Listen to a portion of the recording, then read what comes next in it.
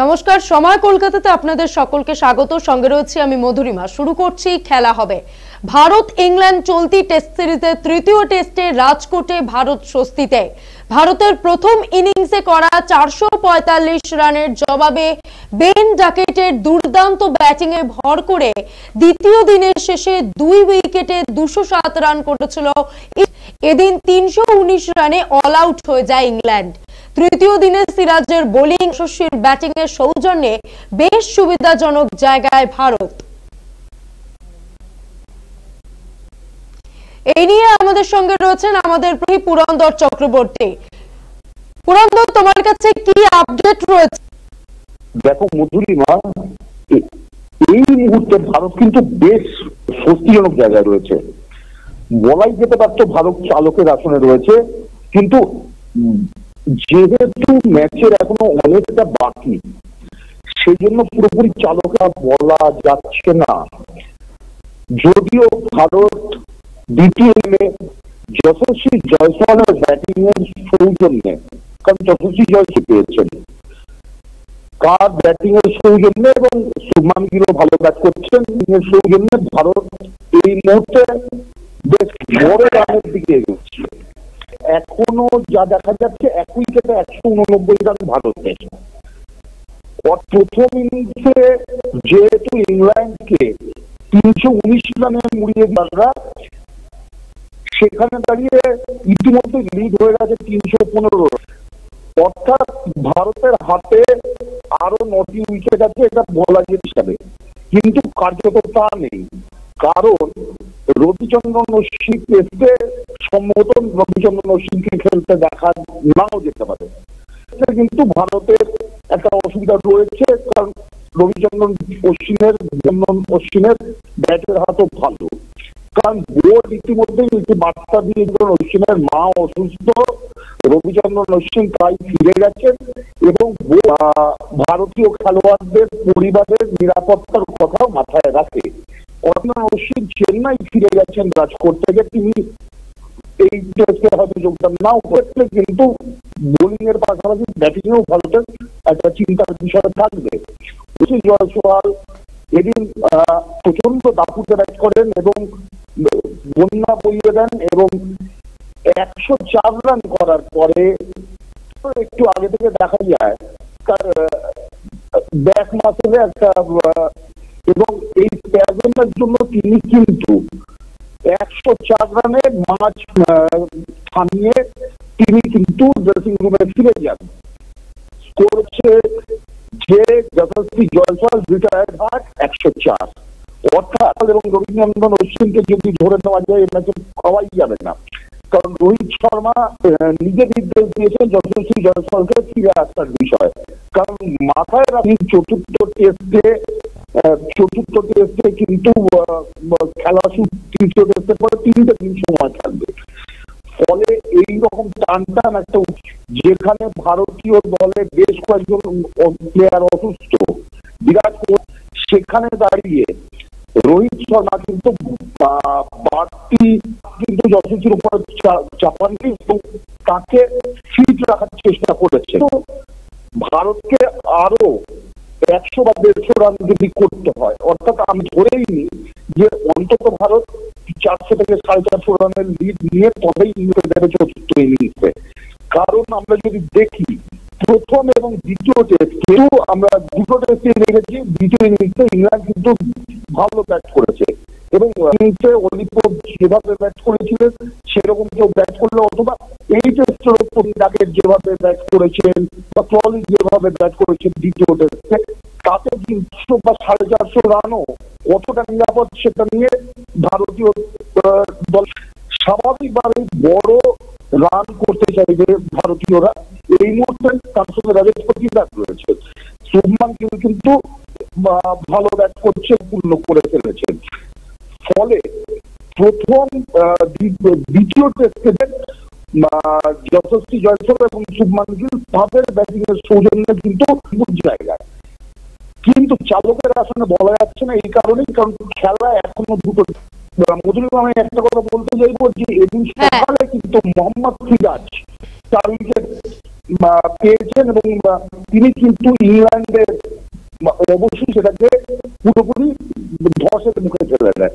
এবং আমরা যদি দেখি যেখানে 207 রান করেছিল প্রথম ইনিংসে 445 রানের ভারতের নেমে, এবার 2 উইকেটে 207 রান নিয়ে খেলতে নেমে কিন্তু ফার্স্ট সেশন পর্যন্ত ইংল্যান্ডের ব্যাটিং মোটামুটি হলেও ঠিকঠাক, কিন্তু পরবর্তীতে সিরাজ কিন্তু অসামান্য বোলিং করেন এবং নজর রাখা যায় তাহলে দেখা যাবে শেষ 21 রানের মধ্যে 5টি উইকেট পড়ে যায়। তার আগে প্রথম সেশনে কিন্তু কুলদীপ যাদবের বল প্রচন্ড টান করে এবং দেয়ার স্ট্রোকে তিনি যে বলে এলবিডব্লিউ করেন সেটা এইরকম কিছু পরিস্থিতি তৃতীয় দিনের খেলা কিন্তু বল ইতিমধ্যে টার্ন নিতে শুরু করেছে, যদিও দেখা যাচ্ছে সেশনগুলোতে বল সেভাবে টার্ন নিচ্ছে না, কিন্তু কুলদীপ যাদব প্রচন্ড বল নতুন টেস্ট উইকেট কিপার সূর্যের পেস বোলিং এর বিরুদ্ধে স্বচ্ছন্দ থাকলেও কিন্তু তাকে স্বচ্ছন্দ দেখায়নি, কারণ বল মিস করেছেন, বাই হয়েছে, বল এতটাই টার্ন করছিল। পঞ্চম দিনে বল টার্ন করে সেক্ষেত্রে কিন্তু অশ্বিনের অভাব অনুভব করলেও কিন্তু যাদের উপর ভর করে ভারত ঝাঁপাবে যাইবে, সেক্ষেত্রে আরো বেশ কিছু ভারত তুলে নিতে চাইবে। এখন দেখার চতুর্থ দিনে অর্থাৎ আগাম কোন জায়গায় কিভাবে ইনিংস ডিক্লেয়ার করে অথবা ভারতের ইনিংস কোথায় গিয়ে শেষ হয়, সেই জায়গায় দাঁড়িয়েই বলা যেতে পারে যে ম্যাচ কোথায়। অনেক ধন্যবাদ তোমাকে পুরন্দর।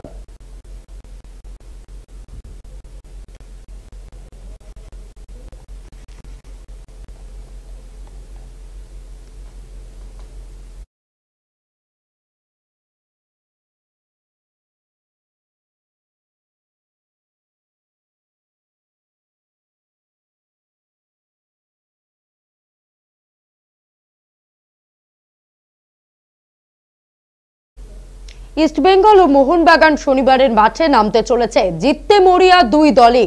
মোহনবাগানের কাছে এদিনের ম্যাচ নিজেদের জয়ের অভ্যাস বজায় রাখার লড়াই, অন্যদিকে ইস্টবেঙ্গলের কাছে শনিবারের ম্যাচ কার্যত ডু অর ডাই।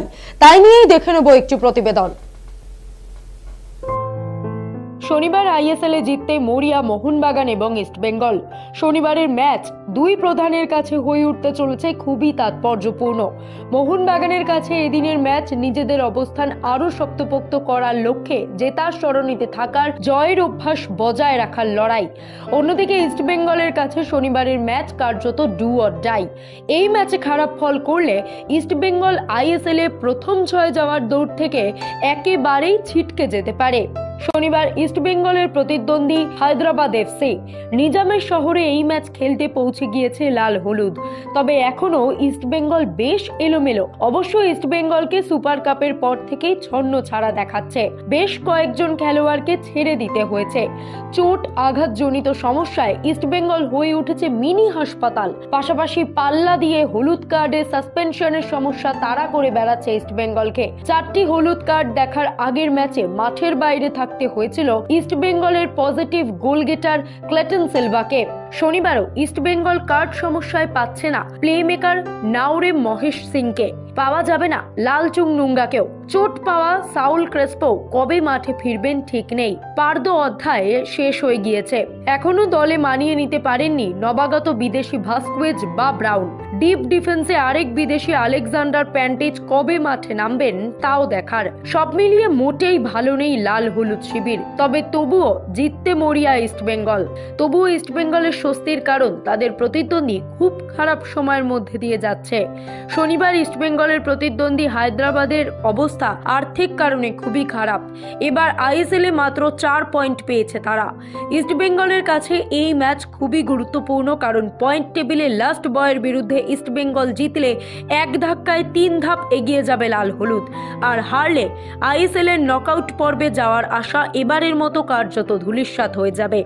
মোহনবাগান অবশ্যই ইস্টবেঙ্গলের মতো চাপে নেই, তারা এই ম্যাচে জিতলে আরো এক ধাপ ওপরে উঠবে গোয়াকে পেছনে ফেলে। তাদের প্রতিপক্ষ নর্থ ইস্ট ইউনাইটেড ধারে ও ভারে তাদের চেয়ে অনেকটাই পিছিয়ে।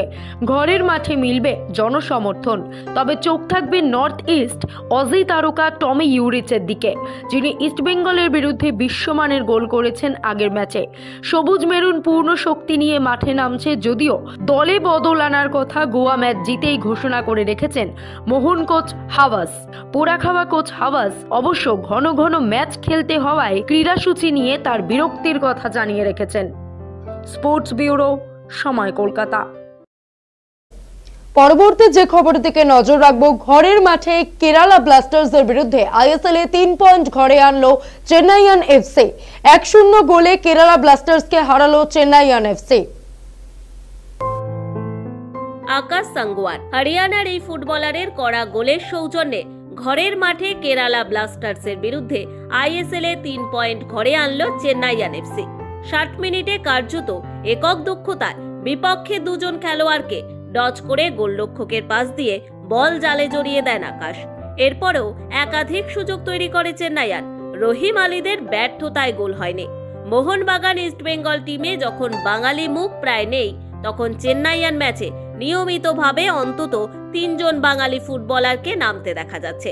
যদিও এদের অন্যতম তরুণ বাঙালি স্ট্রাইকার রহিম আলী নিজেই 2টি গোলের সুবর্ণ সুযোগ নষ্ট করেন। 80 মিনিটে ম্যাচে দ্বিতীয় হলুদ কার্ড দেখে মাঠ ছাড়তে হয় চেন্নাইয়ের দলটির আরেক বাঙালি ফুটবলার সাইড ব্যাক অঙ্কিত মুখার্জিকে। অঙ্কিত মাঠ ছাড়ল সংযোজিত সময় সহ মোট 17 মিনিট সময় পেয়েও 10 জনের চেন্নাইয়ান এফসির বিরুদ্ধে সমতা ফেরাতে পারেনি কেরালা। চেন্নাইয়ান দলের অন্য বাঙালি ফুটবলার গোলরক্ষক দেবজিৎকে এদিন পরাস্ত করতে পারেনি কেরালা। চেন্নাইয়ান এই ম্যাচ জেতায় আইএসএল এর পয়েন্ট টেবিলে 14 ম্যাচে 15 পয়েন্ট নিয়ে এক ধাক্কায় 8ম স্থানে উঠে এলো। স্পোর্টস ব্যুরো, সময়, কলকাতা। খেলা হবে এখনকার মতো এই পর্যন্তই। দেখতে থাকুন সময় কলকাতা। সময় বলবে সময়ের কথা।